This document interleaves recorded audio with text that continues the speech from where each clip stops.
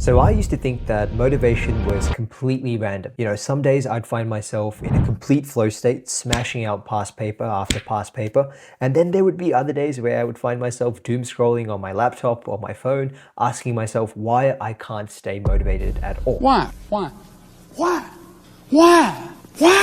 Now, it turns out this thinking wasn't because I was lazy, unbothered, or even uninspired, but simply because I didn't understand fully what motivation was actually all about. And so in this video, I'm going to aim to break down three things. Number one, why most students wait for motivation and why it never comes. Number two, the science behind staying motivated long term. And number three, two practical tools to make the control rule your default mindset. So without further ado, let's get into today's video. If you're relying on feeling motivated, well, you're going to be waiting quite a while before motivation strikes. And even if it does, that motivation is most likely going to be temporary. Most students think that motivation is like a switch that can be turned on and off, but really motivation is just a consequence. The real reason you can't actually stay focused on your work is because you've unknowingly given control of your entire study life to everything that is external to your control. So for example, your last exam result, what your friends are doing. Now, this is what's called having an external locus of control, which means you think outcomes are highly dependent on factors outside of your control. But the students who stay driven throughout the entire term and hence stay more motivated completely flip this thinking. They build what we like to call an internal locus of control, where they believe their actions shape their outcomes. And in most cases, that is absolutely true. Because I think right now, if I was to quit rapping and I said I want to go to the NBA, I would be in the NBA. No, you wouldn't. Yes. No, you wouldn't. Yes, I would. No, you wouldn't. Yes, I would. Why would you think you could make it to the NBA? Because I think I could do anything. You've got to remember that you can't be a passenger in your own study life. You need to be the driver right at the forefront.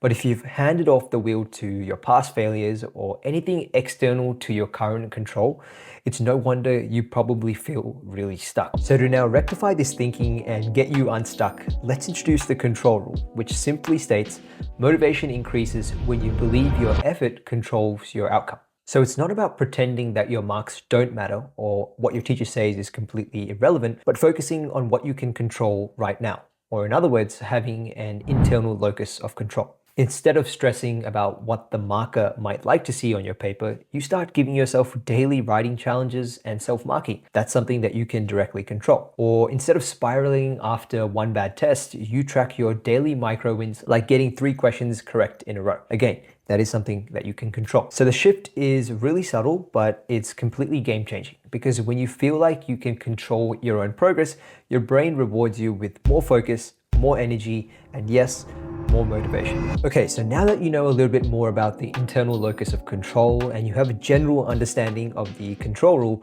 it's time to get a little tactical and give you some actual tools that you can start using today. So the first tool I like to recommend is the self-report card. At the end of each day, you rate yourself on 3 things from a scale of 1 to 5. Focus, your effort, and your follow-through rate. And I'd recommend looking at this in conjunction with the marks that you attain in your assessments and exams.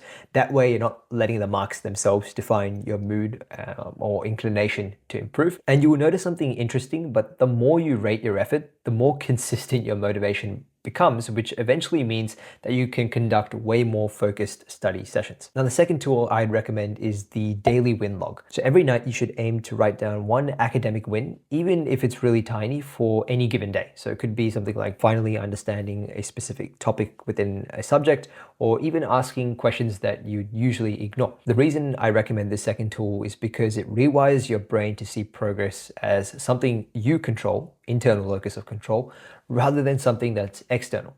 And so it's a really simple way of training your brain to stop waiting for motivation and to start building it from the get-go. So let's do a quick recap of what this video was all about. Waiting for motivation does not work at all. You need to build it instead.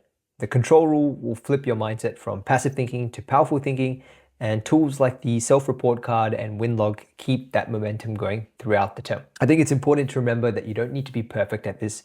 You just need to believe that your effort shapes your future. And that shift in thinking, I promise you, can change a lot for you in a very short period of time. So if you enjoyed today's video, make sure to give this video a like, subscribe to the KISS YouTube channel, and I'll catch you in the next one.